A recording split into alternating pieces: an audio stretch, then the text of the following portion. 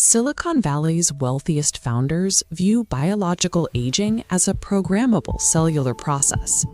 In the traditional pharmaceutical model, capital is isolated into separate pipelines, with teams targeting specific endpoints like cancer, heart disease, or Alzheimer's. Traditional medicine uses fragmented, disease-siloed pipelines. Deep biotech proposes a unified, single pathway model, targeting the underlying biological aging process itself. Billions are being deployed here, but funding isn't cohesive. Investors are backing divergent, competing interpretations of medicine. The sector is divided into three primary categories: macroscopic diagnostics, AI infrastructure, and deep epigenetic reprogramming. An investor's path determines the research focus, prioritizing either the early detection of disease or the active reconfiguration of human cells. The most commercially immediate approach uses deep sequencing and machine learning to build predictive diagnostics. This was the exact strategy for Craig Venter's company, Human Longevity, Inc. The goal is to extend life by detecting metabolic or cardiovascular dysfunctions early, rather than attempting to alter the biology of aging. That broad diagnostic model contrasts with the disease-specific philanthropic model of Sergey Brin. Brin has donated over $2 billion to Parkinson's research, focusing on mapping specific mutations like the LRRK2 pathway. This approach aims to mitigate discrete genetic risks rather than attempting systemic age reversal. These clinical strategies are distinct from the consumer-facing self-optimization model pioneered by Bryan Johnson. Through strict biomarker tracking and managed protocols, Johnson treats his own body as a public experiment. The focus is on maximizing the efficiency of his existing biological systems. While diagnostics and optimization can improve health outcomes, they absolutely do not attempt to reprogram the biological clock. To move beyond diagnostics and begin engineering cells, biology must be translated into a predictive digital dataset. The Chan Zuckerberg BioHub is spending $500 million on a virtual biology initiative to do exactly that. By testing biological hypotheses in silico, they hope to shorten the path to clinical therapy. This convergence of longevity biology and artificial intelligence is the central bet of Sam Altman's $180 million investment in Retro Biosciences.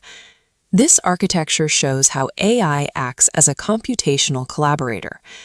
OpenAI and Retro developed a specialized model, GPT-4b Micro, trained on biological sequences rather than general text. It is designed to navigate the massive search space of protein engineering.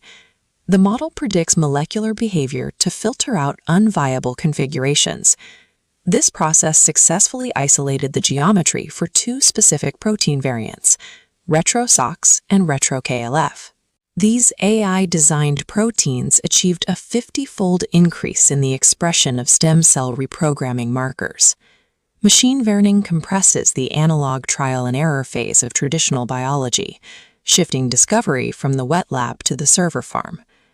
This infrastructure supports the most heavily capitalized vector in the sector, active cellular reprogramming, funded by entities like Bezos' Altos Labs and Armstrong's New Limit.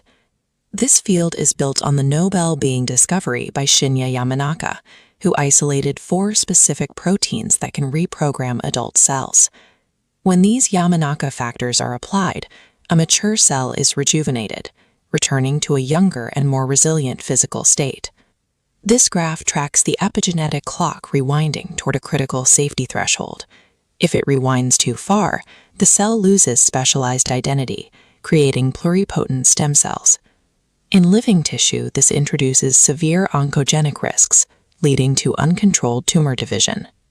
The objective of partial cellular reprogramming is to restore youthful function without crossing this threshold.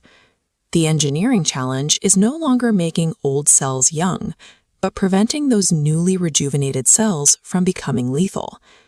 This science is now being tested in a human subject through a clinical trial by Life Biosciences. This cross-section highlights the target, the optic nerve. The trial aims to regenerate damaged neurons, reversing glaucoma vision loss. The eye is a localized, immune-privileged testing ground. This boundary prevents the experimental payload from entering the rest of the body. To manage the risk of cancer, researchers omitted the one Yamanaka factor most closely associated with tumor development. They also utilized a chemical failsafe, a daily doxycycline pill that acts as an on-off switch to activate or halt the therapy. Physically isolating this payload in the optic nerve is the only current way to bridge the gap between theoretical rejuvenation and human safety. The longevity sector is moving from predictive diagnostics and AI modeling toward deep epigenetic reprogramming. However, these failure points on the sector matrix show that massive capital cannot easily override biological complexity. Unity Biotechnology's lead drug failed in phase 2 trials, and the long-running Calico-AbbVie partnership has been dissolved.